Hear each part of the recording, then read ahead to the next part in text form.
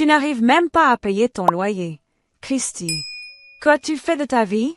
La voix de papa a fendu les rires comme un couteau. Maman s'est jointe à eux, un sourire narquois aux lèvres. Tu as presque 30 ans et tu te comportes encore comme une enfant. Si tu avais épousé quelqu'un qui a réussi, on n'aurait pas honte de te voir à table. Si ta propre famille s'est déjà moquée de toi, reste jusqu'au bout. Ça va vous toucher en plein cœur. N'oubliez pas de liker, partager et vous abonner. Un silence s'installa dans la pièce. Alors mon frère Nat a éclaté de rire, assez fort pour que tout le monde l'entende. Allez, maman. Elle est juste en train de se renseigner. Peut-être qu'elle sera utile à 40 ans. Sa femme, Emma, gloussa en faisant semblant de se cacher derrière son verre de vin. Mes doigts tremblaient sous la table, mais je continuais de sourire.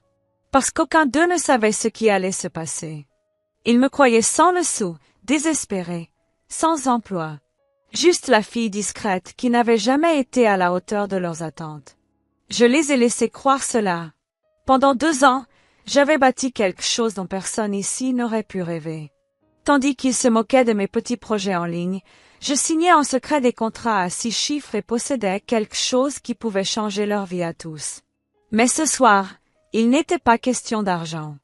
Il était question de vérité. La façon dont mon père, les bras croisés, me regardait comme un raté. J'avais la gorge serrée. « Tu as toujours été une déception, » dit-il doucement. « Ton frère prenait des risques. Tu as joué la sécurité et tu es resté pauvre. » J'ai levé les yeux et croisé son regard froid. Ma voix n'a pas tremblé. « Tu en es sûr? » Un silence s'installa à table. Nat ricana. « Oh, voyons, Christy. Qu'est-ce que tu fais de tes journées? Au juste. Tu postes des citations motivantes sur Internet et tu appelles ça du travail? » J'ai souri. Un sourire lent et discret qui l'a fait hésiter. C'est étrange, le succès, ai-je dit. Ça ne se manifeste pas toujours bruyamment. Maman frossa les sourcils. Qu'est-ce que ça veut dire? Je me suis adossée, laissant mes mots planer dans l'air. Cela signifie que celui que vous avez traité d'inutile est peut-être justement la raison pour laquelle cette famille a encore un toit pour ce soir. Leurs rires s'éteignirent net. Les fourchettes restèrent figées en plein vol, et pour la première fois, elles me regardèrent. Ils m'ont vraiment regardé. Comme s'ils réalisaient qu'ils ne savaient pas qui j'étais devenue.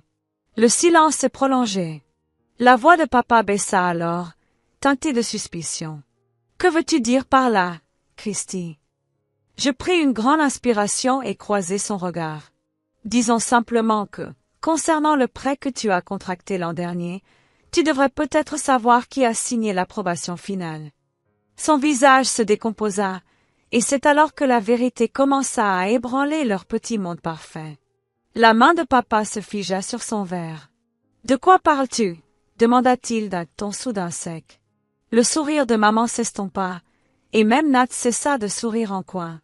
Pour la première fois, j'avais toute leur attention, et j'éprouvais un sentiment de puissance. « Je veux dire, » dis-je lentement, que la banque n'a pas approuvé votre prêt à cause de votre solvabilité. Ils l'ont approuvé parce que quelqu'un s'est porté garant pour vous. Quelqu'un ayant suffisamment de revenus et d'influence pour le garantir. Je fis une pause, observant la confusion se peindre sur son visage. Cette personne, c'était moi. Nat rit nerveusement. Toi, Christy, tu n'as même pas de vrai travail. Oui, dis-je en me penchant en avant. C'est ce que tu as toujours cru, n'est-ce pas? Que mon activité en ligne n'était qu'un passe-temps. Que mes nuits blanches ne signifiaient rien. Tu croyais que je gâchais ma vie pendant que tu construisais ta vraie carrière. Il leva les yeux au ciel. Arrête de faire semblant d'être un millionnaire caché, dis-je en riant doucement. Faire semblant.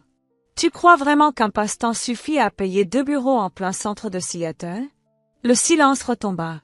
Maman cligna rapidement des yeux, essayant de comprendre ce qu'elle venait d'entendre. « Tu mens, » murmura-t-elle. « Vous n'avez même pas de voiture. »« C'est parce que je n'en ai pas besoin, » ai-je répondu calmement. « Je possède 3 véhicules de société et une flotte de livraison. » La mâchoire de mon père se crispa. « C'est ridicule, » s'exclama-t-il. « Qu'est-ce que tu essaies de prouver? » Je le regardai droit dans les yeux. Rien. Vous avez tous passé des années à me traiter de fainéant, d'inutile et d'idiot. Je suis resté silencieux parce que je n'avais pas besoin de votre approbation. Mais ce soir, j'en ai assez de me taire. Nat se pencha en avant, la voix basse. Si tu as tant de succès, où sont les preuves? Je souris. C'est drôle que vous posiez la question. J'ai fouillé dans mon sac et j'ai posé un trousseau de clés argentées sur la table. Tout le monde m'a dévisagé. C'est pour la nouvelle maison. Celle que je viens d'acheter? Maman cligna des yeux. Une maison? Explication, dis-je en penchant la tête. Une maison de maître? 5 chambres? Vue sur le lac? Payé comptant. Elle pâlit en regardant son père, cherchant ses mots. Mais je n'avais pas fini. Tu te souviens quand tu as dit que personne dans cette famille ne compterait jamais sur moi? Apparemment, tu l'as déjà fait. Le ton de Nat devint défensif. Tu t'attends à ce qu'on te croie? Tu mens juste pour nous humilier. Je me penchai plus près, d'une voix calme et cinglante. Tu m'as fait honte pendant des années. Publiquement, sans cesse. Mais ce qui est drôle avec les outsiders. Je fis une pause, laissant le moment s'étirer. On se relève toujours, au moment où on s'y attend le moins. Papa serra les poings. Tu bluffes? Ai-je murmuré. Vérifie le nom sur ton prêt hypothécaire.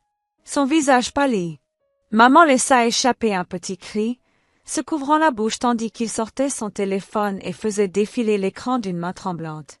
Le silence s'épaissit, puis ses yeux s'écarquillèrent. Il leva les yeux vers moi. Choc, confusion et une sorte de peur se lisaient dans son regard. Avant qu'il ne puisse parler, j'ai dit doucement, « Tu voulais me traiter d'inutile? Parlons plutôt de qui est vraiment le propriétaire de cette maison, maintenant. » La main de papa tremblait, tandis qu'il faisait défiler son téléphone. Puis il leva les yeux vers moi, le visage blême. « Toi, ton nom. Il est sur l'acte de propriété, » balbutia-t-il. La fourchette de sa mère s'abattit sur son assiette. Le sourire de Nat s'effaça finalement. « Impossible, » murmura-t-il. « Comment as-tu fait pour avoir autant d'argent? » J'esquissai un sourire.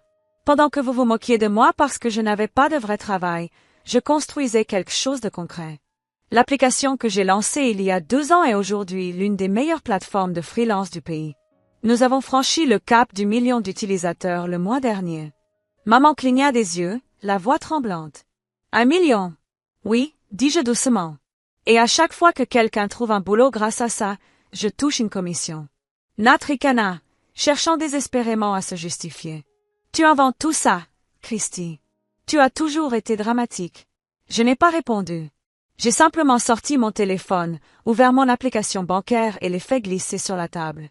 Il resta bouche bée en voyant le solde. Un montant avec plus de 0 qu'il n'en avait jamais vu sur son propre compte. La voix de son père se brisa. Comment as-tu pu nous cacher ça? Je l'ai regardé droit dans les yeux, calmement. Parce que quand je n'avais rien, vous avez tous ri. Quand j'ai essayé, vous avez dit que c'était une blague. Tu ne t'en souciais que lorsque cela t'arrangeait. Alors j'ai cessé de me justifier. L'atmosphère était pesante. Maman a chuchoté, on essayait juste de te pousser à faire mieux. En me traitant d'inutile?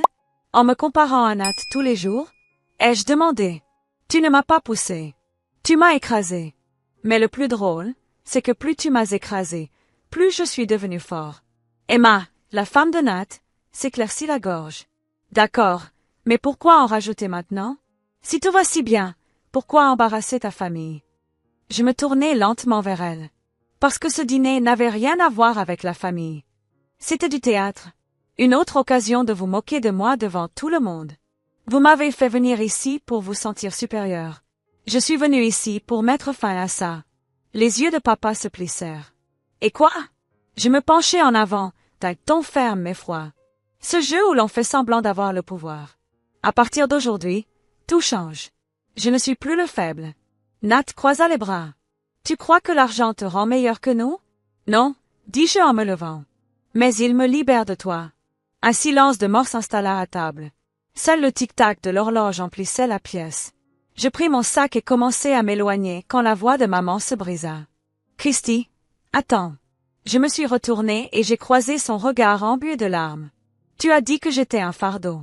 J'ai dit doucement, maintenant, Tu es assise chez moi, tu manges de la nourriture achetée avec mon argent et tu me traites d'inutile. Elle a ouvert la bouche, mais aucun mot n'est sorti. Je lui ai adressé un sourire faible et triste. Le dîner est terminé. Et juste au moment où je me tournais vers la porte, la voix de papa a tremblé derrière moi. Christy, attends. Oh, il faut qu'on parle. J'ai marqué une pause, juste une seconde. Alors, tu veux parler? Dis-je doucement. C'est fou comme ça n'arrive que lorsqu'on comprend qui tire les ficelles. Je sortis dans l'air froid de la nuit. Gratuit pour la première fois depuis des années. Mais j'ignorais que ce dîner n'était pas la fin. Ma famille avait encore une carte à jouer. Le lendemain matin, je me suis réveillée avec une avalanche de messages. Ma mère avait appelé 10 fois. Nat m'avait envoyé un texto. Il faut qu'on se voie. Il s'agit de la maison. J'ai eu un haut le cœur. Je connaissais ce ton. Quand ils ne parvenaient pas à me contrôler émotionnellement, ils essayaient par la voie légale. Et effectivement, en descendant l'escalier, j'ai trouvé une enveloppe blanche scotchée à ma porte. Une mise en demeure. Mon nom était imprimé en gras en haut. Je l'ai déchirée et mon cœur s'est glacé. C'était une pétition de ma propre famille, m'accusant d'avoir transféré frauduleusement la propriété du bien. J'ai ri amèrement. Alors, c'est ça, la famille. Pour eux maintenant? À ce moment-là, mon téléphone a sonné. C'était papa. Christy, on ne voulait pas en arriver là, dit-il d'une voix faussement calme. Mais tu nous as piégés. Tu essaies d'humilier ta propre famille. Je n'ai trompé personne, dis-je froidement. Tu ne supportes tout simplement pas que j'ai réussi sans toi. Alors prouve-le, rétorqua-t-il sèchement. L'audience a lieu dans 2 jours. Apportez vos preuves. La communication a été coupée. Mes mains tremblaient, mais pas de peur, ni d'incrédulité. Ma propre famille me traînait en justice à cause de la maison que j'avais achetée. La maison dont ils s'étaient moqués la veille. Pendant les 2 jours suivants, je n'ai pas dormi. J'ai rassemblé tous les documents. Tous les relevés fiscaux, les relevés de virement, les contrats. Mon avocat, Mason, n'arrêtait pas de me dire, Christy, ils n'ont aucune chance. Ils bluffent. Mais au fond de moi, je connaissais ma famille. Ils mentiraient, déformeraient la vérité et manipuleraient pour préserver leur orgueil. Le jour de l'audience arriva. En entrant dans la salle d'audience, je les vis. Mes parents étaient assis côte à côte, Nat à côté d'eux, toujours aussi suffisant. Il se pencha en arrière et murmura quelque chose à papa qui les fit rire tous les deux. Je pris place, gardant mon calme. Mason se pencha. Quand ce sera notre tour, ne parlez pas avant que je vous le dise. Laissez-les s'enterrer eux-mêmes. Le juge entra et l'audience commença. L'avocat de Nat se leva d'un pas théâtral. Votre honneur, cette femme a trompé ses parents âgés, abusé de leur confiance et transféré des biens illégalement. Ma mère baissa la tête, faisant semblant de pleurer. Mon père tamponna de fausses larmes avec un mouchoir. C'était toute une mise en scène. Le juge se tourna vers moi. Mademoiselle Christy, comment plaidez-vous? Non coupable, répondis-je fermement. Ma voix ne trembla pas cette fois. Ils ont présenté leurs prétendues preuves, des impressions d'écran, de faux SMS, même une conversation par courriel modifiée. J'étais écœurée en regardant ça, mais Mason a murmuré, laissez-les finir. Ils vont nous faciliter la tâche. Enfin, c'était notre tour. Mason se leva lentement, s'avança et dit calmement, Votre honneur, mon client est le propriétaire légitime de la maison, et nous pouvons le prouver en 10 secondes. Le silence se fit dans la salle d'audience. Les expressions suffisantes de ma famille commencèrent à s'estomper. Mason sortit un fin dossier, l'ouvrit et en révéla un document portant le sceau du juge. Voici l'acte de vente officiel, dit-il. Le paiement intégral a été effectué par virement bancaire depuis son compte professionnel vérifié. Il se tourna vers mon père. Monsieur Thompson, pourriez-vous expliquer pourquoi vous avez signé cette lettre de remerciement à votre fille pour avoir sauvé votre hypothèque? Le visage de papa pâlit. Le juge plissa les yeux. Monsieur Thompson, avez-vous signé ce document? Papa bégaya. Je ne me souviens pas. Voulez-vous la preuve vidéo? Demanda Mason, esquissant un sourire. Un murmure d'étonnement parcourut la salle d'audience. Le visage de papa s'est figé lorsque Mason a diffusé le court extrait. Papa me serrait la main, me remerciant d'avoir sauvé leur maison. Le juge semblait furieux. Tu as donc menti sous serment? Murmura sa mère. Richard, dis quelque chose. Mais il resta figé. Nat frappa du poing sur la table. Ça ne prouve rien. Mason sourit. Ah, ça prouve tout. Et le meilleur reste à venir. Les courriels de l'entreprise de votre frère montrent qu'il a tenté de falsifier le transfert de propriété hier soir. Des murmures parcoururent la salle d'audience. Nat devint rouge comme une tomate. Vous ne pouvez pas le prouver. Mason a accédé au fichier. C'est déjà fait. Les eurodatages correspondent aux faux documents que vous avez soumis. Le juge a frappé du marteau. Affaire classée.